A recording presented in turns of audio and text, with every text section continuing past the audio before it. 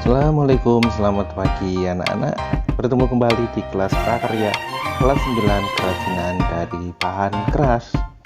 Hari ini kita akan mempelajari bab pertama pelajaran prakarya semester pertama pada bab kerajinan dari bahan keras. Pada bab pertama ini, bab 1 kerajinan bahan keras, apa saja indikator atau tujuan pembelajarannya? Mari kita simak satu persatu. Yang pertama, memahami jenis, sifat, karakter, dan teknik pengolahan bahan keras seperti kayu, bambu, dan rotan. Kemudian yang kedua, memilih jenis bahan dan teknik pengolahannya. Teknik pengolahan pada bahan keras tadi seperti kayu, bambu, rotan, dan lainnya. Kemudian yang ketiga, merancang, membuat, dan menyajikan produk kerajinan dari bahan keras tersebut. Ini adalah tujuan pembelajaran kita pada bab pertama kerajinan bahan keras. Dipersiapkan diri kalian masing-masing sebelum kita masuk ke materi utama.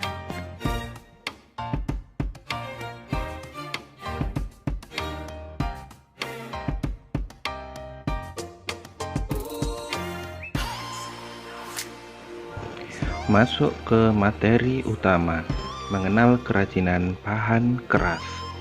Prinsip kerajinan bahan keras.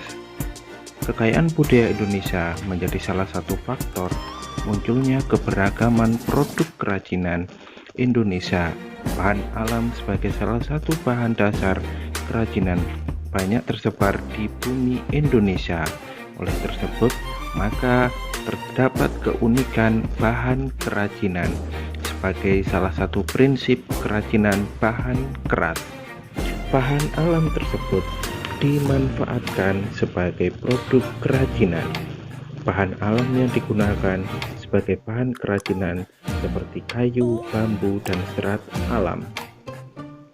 Prinsip yang kedua yaitu keragaman muatan nilai dalam produk kerajinan. Adapun nilai-nilai dari produk kerajinan seperti nilai fungsional, nilai informatif, nilai simbolik, dan nilai prestise. Ini adalah menonjolkan aspek keindahan daripada aspek kegunaan atau segi fungsinya. Kemudian kita akan masuk ke prinsip yang ketiga, yaitu aspek rancangan dalam produk kerajinan. Seorang pembuat kerajinan atau biasa disebut perajin merupakan seorang profesional yang bekerja secara konsisten, berkualitas tinggi dalam menciptakan sebuah produk.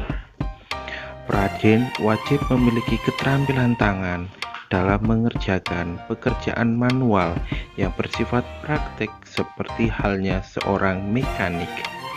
Adapun faktor-faktor permasalahan objektif yang diperlukan untuk diketahui sebelum perancangan adalah faktor sains dan teknologi, faktor ergonomis, faktor estetika, faktor teknis, kondisi lingkungan, dan ekonomis.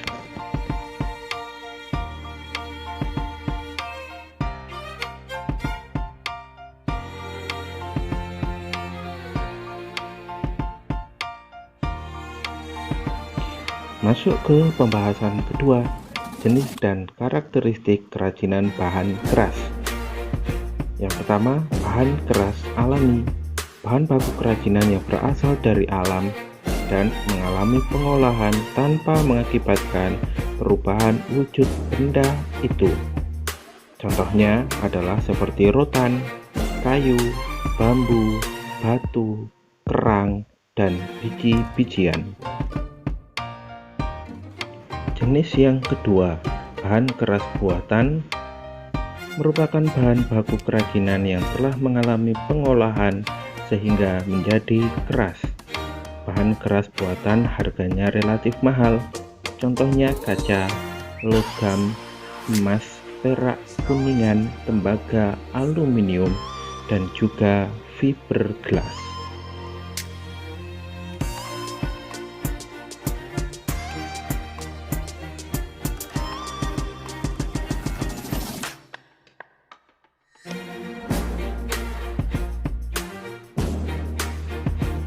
Masuk ke pembahasan terakhir kali ini, yang ketiga, proses produksi kerajinan bahan keras.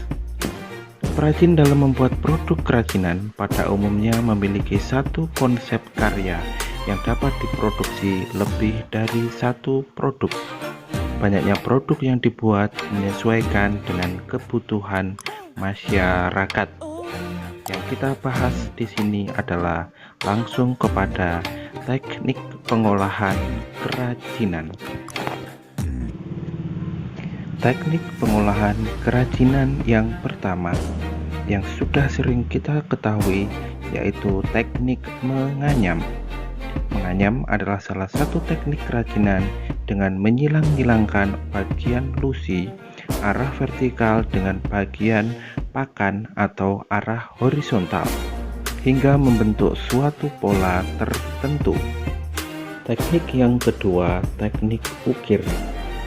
Mengukir adalah kegiatan menggores, memahat, dan menoreh pola pada permukaan benda yang diukir. Lanjut ke teknik etsa. Teknik etsa adalah teknik cetak yang menggunakan media cetak berupa lempengan tembaga. Teknik grafir, teknik mengikis sebagian permukaan material dengan pola tertentu. Teknik ini biasa digunakan untuk membuat trofi, aksesoris, perhiasan, dan alat tulis. Kemudian ada teknik bubut. Bubut adalah suatu proses pemakanan benda kerja yang sayatannya dilakukan dengan cara memutar benda kerja, kemudian dikenakan pada pahat yang digerakkan secara transisi sejajar dengan sumbu pustar dari benda kerja. Kemudian ada teknik patri, teknik cetak, dan juga teknik las. Demikian materi untuk hari ini.